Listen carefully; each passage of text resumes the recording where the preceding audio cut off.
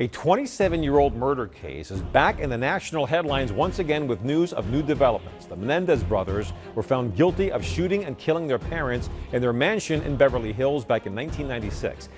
The Menendez brothers might be coming home after 34 years. Now, the district attorney in Los Angeles says the two brothers, Eric and Lyle Menendez, should be resentenced. Prosecutors have recommended the pair, who have spent more than 3 decades in prison, should be released on bail. With new evidence and growing support, their family believes justice is finally within reach. But what led to this turning point? And why is a younger generation so captivated by this decades-old case? Is there something we missed all those years ago? Re-examining the Menendez legacy. The Menendez brothers, Lyle and Eric, symbols of scandal, wealth, and violence, have long been at the center of controversy. The murders of their parents in a Beverly Hills mansion shocked Americans, sparking a media frenzy that framed them as the face of greed in a materialistic America. The public saw them as young men willing to kill for wealth, blinded by privilege and entitlement. But perhaps the story isn't as simple as it seemed. Could it be that critical details buried under sensational headlines reveal a far more disturbing truth? More than 30 years later, the Menendez brothers' case has returned to the spotlight, igniting fierce debates across the internet. Younger generations are starting to see things differently, questioning whether Lyle and Eric were victims trapped in fear, living through a nightmare they couldn't escape. With the release of Netflix's series on the case, unanswered questions from the past are resurfacing. Millennials and Gen Z, raised with stories about trauma and systemic abuse, are challenging the old narrative. In their eyes, the Menendez brothers may not be villains driven by greed, but individuals suffering from trauma that society once ignored. During their original trial in the 1990s, the brothers' claims of emotional and physical abuse were dismissed as mere excuses. The courtroom seemed more focused on their wealth than on the terror they described. Society back then found it hard to believe that two young men from an affluent family could experience such deep pain. Abuse wasn't a topic people were ready to explore, especially when tied to individuals who seemed to have it all. As a result, their statements were ridiculed and written off as manipulative lies aimed at evading punishment. So why were their pleas ignored? Now, the cultural lens has shifted. With greater awareness of mental health and trauma, people are rethinking their judgment of the brothers. Many psychologists argue that Lyle and Eric's actions could align with behaviors seen in individuals suffering from long-term trauma. Did society rush to dismiss them, focusing too heavily on the sensational elements of the case rather than on the possibility that these were two victims crying out for help? In the 90s, the idea that men, especially wealthy ones, could face abuse was difficult to accept. It seemed more believable to the public that their story was a desperate strategy rather than the truth. But in today's conversations about trauma, younger generations ask, if women who endure abuse are seen as survivors, why weren't Lyle and Eric given the same consideration? This shift in thinking is at the heart of the renewed debate surrounding the brothers' actions.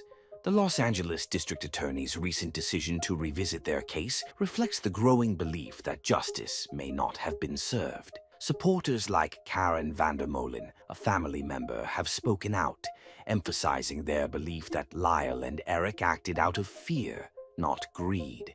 She has even mentioned hopes for a future family reunion, symbolizing the possibility of healing and redemption. This raises difficult questions about whether the legal system misjudged the brothers and whether they deserve another chance at freedom. Platforms like TikTok and Twitter are buzzing with clips from their court testimonies, sparking widespread discussion. Young audiences, more open to mental health topics, are questioning the old narrative. The resurfacing of these testimonies reveals that many are starting to view the Menendez brothers' story not just as one of crime, but as an example of how trauma can drive people to unimaginable actions. The brothers' claims of suffering under a controlling and abusive father echo the stories of countless abuse survivors. The conversation is shifting from guilt and punishment to a deeper exploration of trauma, fear, and survival. While their actions remain undeniably horrific, people are asking whether society's judgment was clouded by stereotypes about privilege. Some critics argue that this surge of sympathy may be a result of media manipulation, warning that we should not overlook the fact that 2 lives were lost. Sympathy, they say, should not excuse murder. Still, supporters believe that Lyle and Eric's story serves as a painful reminder that trauma can strike anyone, regardless of wealth or background.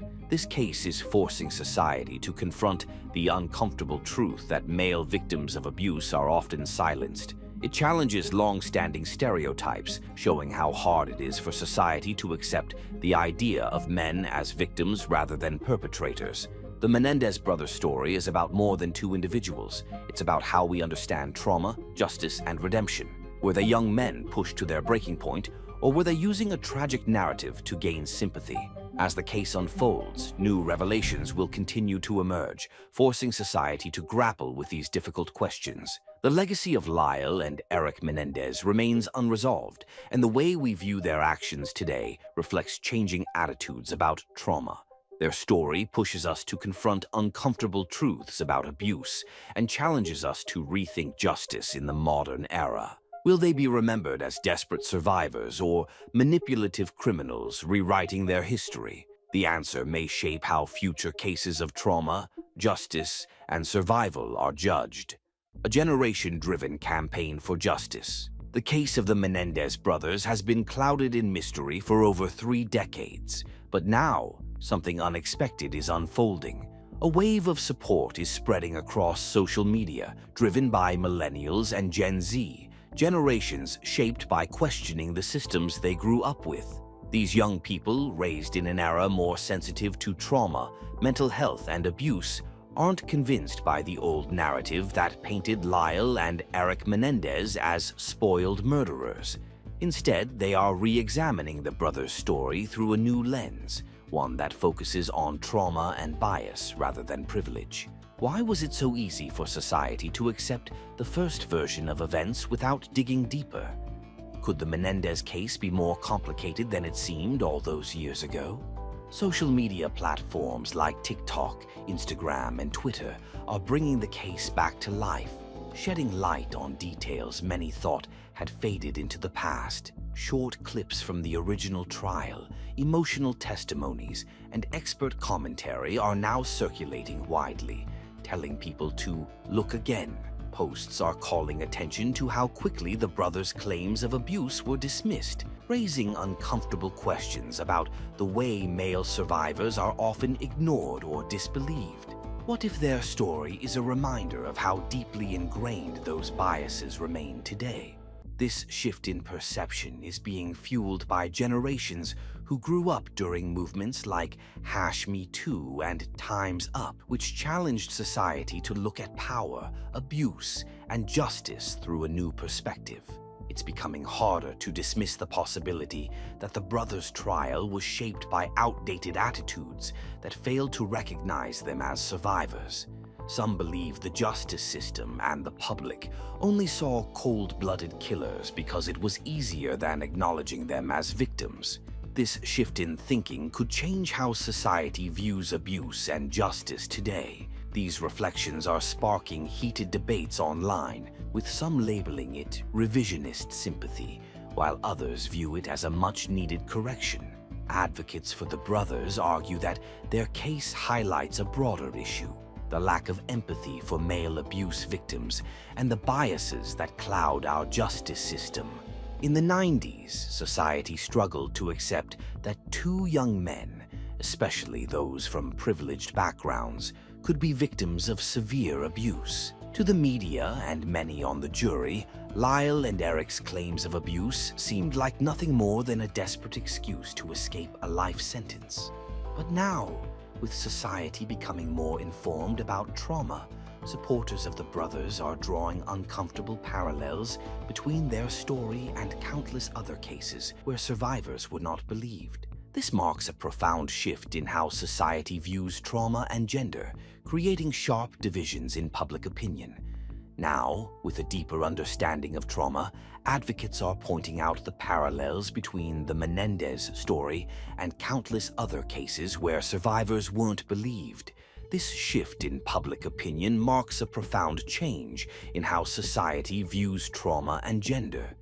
People are starting to realize that ignoring male victims of abuse has been a long-standing issue, and it's forcing a hard look at past injustices. Social media is driving this conversation, with platforms like TikTok and Twitter acting as stages for the movement. Young users are analyzing the trial, sharing emotional clips, and highlighting moments where the brothers' stories were dismissed.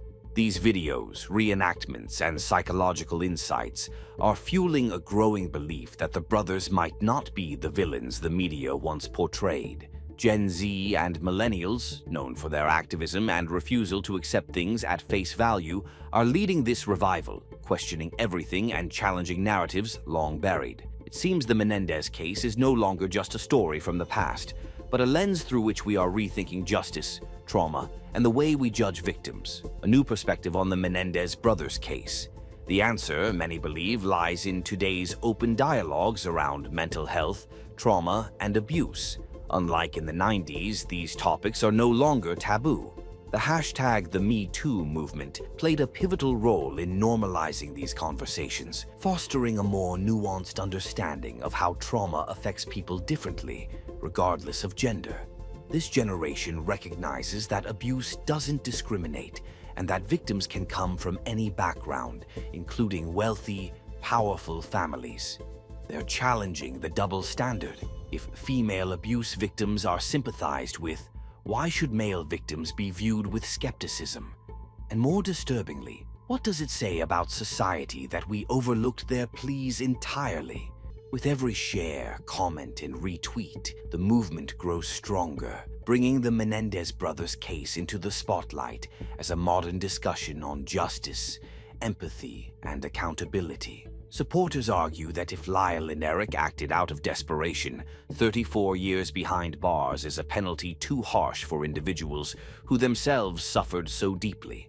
Some even call it a case of double injustice. First, the horror they endured as children, and then the punishment they faced for lashing out. However, critics argue that this new sympathy is clouding judgment. They caution that true crime culture, sensationalized documentaries, and social media are distorting the reality of what happened. Are we letting empathy cloud our vision, or are we at long last waking up to an injustice that's been right in front of us? Behind the screens and the hashtags, the Menendez family is playing a significant role in this re-examination. Family members, supporters, and advocates have spoken out about the emotional toll this ordeal has taken on them over the years. They have witnessed Eric and Lyle being vilified and painted as irredeemable villains. For them, this fight is deeply personal. Recently, some family members have expressed a glimmer of hope that the brothers could one day return home, envisioning a Thanksgiving reunion. However, the question remains whether their story can truly become one of redemption. Society grapples with the challenge of determining whether the Menendez brothers are victims or perpetrators. Karen Vandermolen, one of the family members, has been vocal about her belief that the brothers deserve a second chance. This sentiment resonates with thousands online who feel that the justice system overlooked key aspects of their story. The hope for a homecoming raises the question of whether this vision is merely romanticized or if it could represent a realistic step toward a different kind of justice. Skeptics question if this sympathetic narrative is a fantasy driven by true crime's appeal. They argue that society has been swept up in dramatized media, forgetting that these men committed a horrific double murder. But supporters counter with a compelling question. If we believe in second chances for trauma survivors, why not the Menendez brothers? At the heart of this polarizing debate lies a complex question.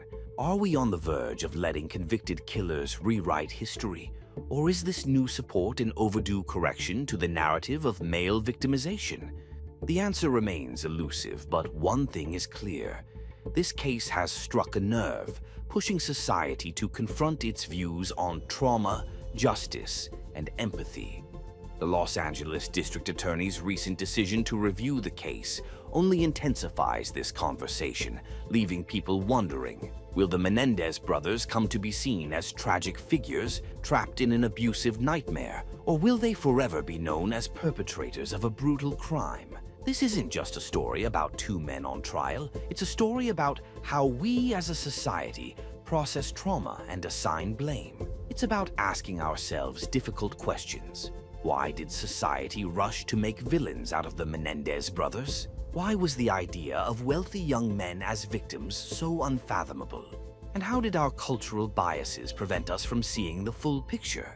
When we look back at the Menendez case, we're forced to confront uncomfortable truths about our justice system and the public's thirst for sensational stories. Are we, through social media, finally opening the door to a new narrative that allows for understanding and nuance? Or are we being drawn into a dangerous trend of rewriting history through the lens of empathy? The Menendez brothers' followers regard this case as a litmus test for how society handles pain, especially when it does not cleanly fit into our assumptions rather than just a matter of guilt or innocence. Should we evaluate the Menendez brothers' behavior differently if they had actually suffered years of abuse? Furthermore, how do we view danger, advantage, and manhood if masculine trauma survivors are so readily written off? People are being forced to face their own prejudices in addition to the realities of this case. Despite the stark differences in viewpoints, there is no denying that the Menendez brothers' journey is not yet over. The discussion is still going on, and public sentiment is changing as the DA's office looks into fresh information. This case challenges us to reconsider our beliefs about trauma, being victimized, and justice in general, rather than merely reopening an old trial. So what will happen next? Will Lyle and Eric Menendez be granted another chance, or will they remain behind bars forever defined by a single, brutal act? Only time will tell if the tides of public opinion and the wheels of justice will shift in their favor. But one thing is certain, as more people look back at this case, it's forcing us all to reconsider what we thought we knew about justice, compassion, and survival. Unpacking the horrible murders. The story of the Menendez reads like a thriller novel, one driven by ambition, rebellion, and tragedy. Jose Enrique Menendez, born on May 6, 1944, in Havana, Cuba, fled to the United States at 16 to escape the Cuban Revolution's chaos. He pursued an education at Southern Illinois University, where he met Mary Louise "Kitty" Anderson. Their passionate love turned into marriage in 1963, and they moved to New York City, where Jose earned an accounting degree from Queens College. Their first child, Joseph Lyle Menendez, was born on January 10, 1968. Kitty gave up her teaching career to raise him, and soon after, the family moved to New Jersey, where their second son, Eric Galen, was born on November 27, 1970. They eventually settled in Hopewell Township, enrolling their sons at the prestigious Princeton Day School. What dreams did they have for their boys in such an ideal setting? Jose's career soared, with executive roles at Hertz Corporation and RCA Records, eventually becoming CEO of Live Entertainment. This success took the family to Calabasas, California, where Eric attended Calabasas High School. But behind their seemingly perfect lives, trouble began brewing. In 1988, Lyle and Eric started committing burglaries in their neighborhood, stealing over $100,000 in cash and valuables. In an attempt to escape these issues, Jose moved the family to Beverly Hills. However, things continued to unravel. Eric transferred to Beverly Hills High School and gained attention for ranking 44th in the U.S. junior tennis circuit. Meanwhile, Lyle struggled academically at Princeton University, landing on probation for poor grades and eventually facing suspension for plagiarism. His time in the dorms was marked by disruptive behavior, including throwing out his roommates' belongings and repainting his room without permission. Adding to the unease, Eric wrote an amateur screenplay called Friends, telling the story of a wealthy young man plotting the perfect murder of his parents to claim their fortune. How could a story so dark reflect the events about to unfold in their own lives? On August 18, 1989, Lyle and Eric Menendez embarked on a troubling mission in Southern California to buy guns. Their attempt to purchase handguns failed due to issues with Lyle's driver's license and a mandatory waiting period. Instead, they bought Mossberg 12-gauge shotguns from a store in San Diego, with Eric using a stolen ID to complete the purchase. Just 2 days later, on August 20th, their parents, Jose and Kitty, were relaxing in the family's Beverly Hills mansion. The brothers entered the den, armed with shotguns, and turned the night into horror. Jose was shot 6 times, including a fatal blast to the back of his head, while Kitty suffered 10 shots as she tried to crawl away. Lyle delivered the final shot to her face, ending the brutal attack. In the aftermath, the brothers stayed at the house, discarding their blood-stained clothes and burying the shotguns along Mulholland Drive.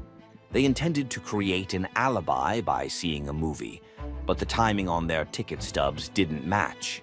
Instead, they attended the Taste of LA festival at the Santa Monica Civic Auditorium, hoping to throw off suspicion. When no police were present upon their return, Lyle made a frantic 911 call, crying, "Someone killed my parents!" Eric's screams filled the background as they rushed toward the arriving officers, acting devastated. Despite the suspicious circumstances, the police didn't conduct gunshot residue tests. Lyle even suggested that the killings could be linked to organized crime, hinting at mob involvement. The crime scene was shocking. Retired Detective Dan Stewart described it as one of the most brutal he had ever witnessed. Jose's autopsy revealed explosive decapitation with brain evisceration, while Kitty had been shot multiple times. Initially, investigators explored the mob theory due to the violence of the crime and Jose's business ties. However, suspicion soon turned toward the brothers. Their behavior after the murders raised alarms. They spent around $700,000 in just a few months. Lyle purchased a restaurant, luxury watches, and a sports car, while Eric hired a personal tennis coach and traveled extensively. Family members, however, insisted their spending was not unusual. The investigation took a sharp turn when Eric's friend, Craig Signorelli, reported that Eric had confessed to the murders. Police arranged for Signorelli to record their conversation, but Eric denied everything when confronted. More suspicions arose when Lyle's friend, Glenn Stevens, revealed that Lyle had made a strange trip back to the family home soon after the murders. He claimed Lyle needed to delete files from the family computer, including a potential new will that would have reduced the brothers' inheritance. The case broke open when Eric confessed to his therapist, Dr. Jerome Ogiel. After Oziel's relationship with his mistress, Judalon Smith, ended, she told the police about the confession. This led to Lyle's arrest on March 8, 1990, outside the Beverly Hills mansion. Eric, who was in Israel at the time, turned himself in shortly after. Both brothers were held without bail, and the chilling truth behind their parents' deaths began to surface. Given the horrible nature of the story, some people argue that no matter how much of a victim the Menendez brothers are, they still committed a heinous crime that has left generations disturbed. On the other hand, many people stand alongside the brothers, saying that they deserve a second chance at life. But do they really deserve it? What's your take on the Menendez brothers? Victims of trauma or ruthless killers? Do you think they deserve a second chance? Let us know your thoughts in the comments below. If you found the video interesting, don't forget to hit the like button and subscribe to our channel. Thanks for watching.